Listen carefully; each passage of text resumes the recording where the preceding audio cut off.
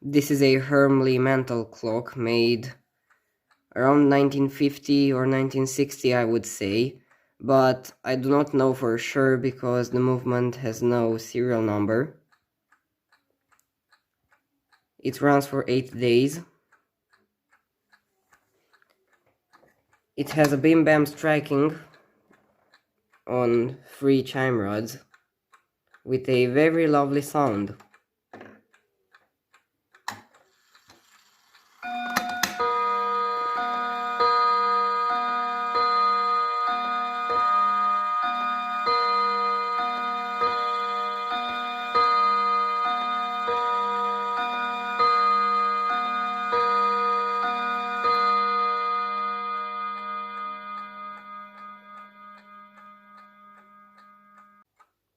The case is in decent shape, although the veneer has flaked off in some of the places. Here on top is the worst part.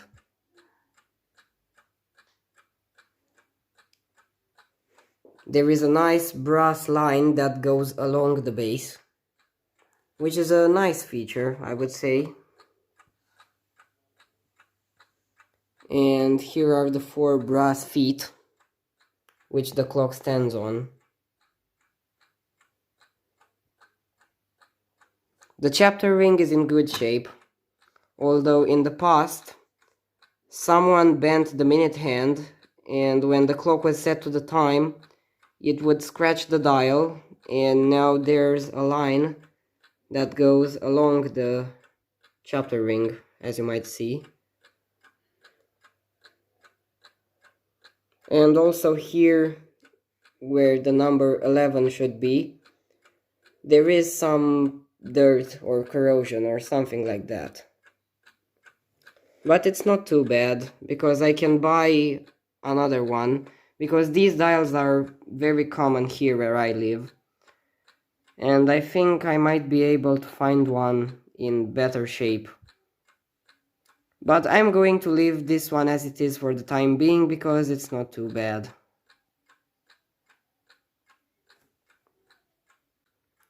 Here's the back of the clock. And if I open this door, the movement is revealed. A standard floating balance striking movement made by Franz Hermle und Söhne. No serial number anywhere. On the back of the door, it says 302/2, and there's a triangle with, I think that's a reversed 3, but I don't know for sure. If you have any more information about this movement, I would love to see those in the comment section below.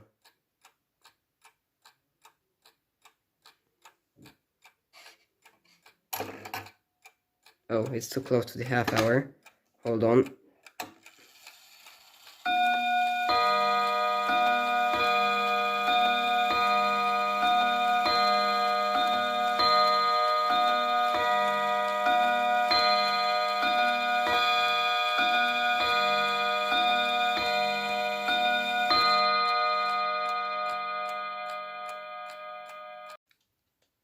Alright, before you'll see the movement, speaking of fabrication dates, I discovered how to read the serial number on my Junghans long case clock. If you remember, on the back of the movement there were stamped the numbers 28 and 10. 28 refers to the year of 1928, and 10 refers to the month of October. So this clock was made in October of 1928. Which is actually close to the 1930s. Here's a front view of the movement. It took me a while to get it out of the case because it has quite a lot of screws. You can see it has a rack and snare striking system. And on the strike side mainspring it says G8S for some reason. I don't know what it refers to, but it's there. Now I will activate the striking, but you won't see the hammers moving. They are locked in there.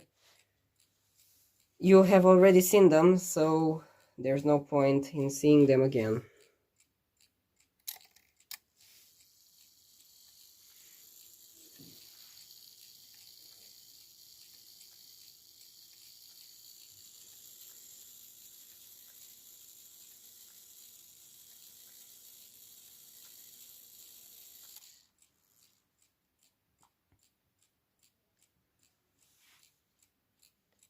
Down there you can see the floating balance swinging.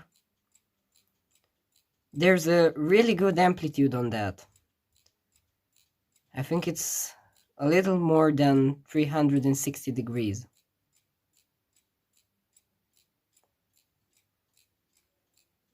So the clock is running very well, it keeps good time.